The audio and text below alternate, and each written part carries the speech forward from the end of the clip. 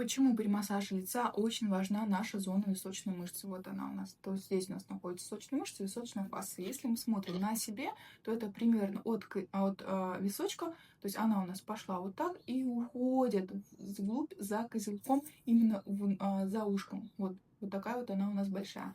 Когда она находится в спазме, она спазмирует также жевательные мышцы. То есть висок — это часть группы жевательных мышц.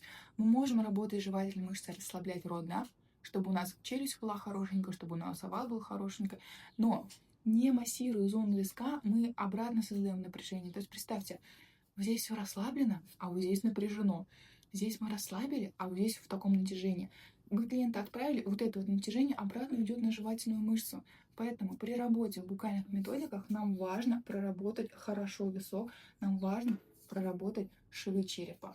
Нам важно уделять этому достаточно хорошее внимание и знать, как правильно это делать.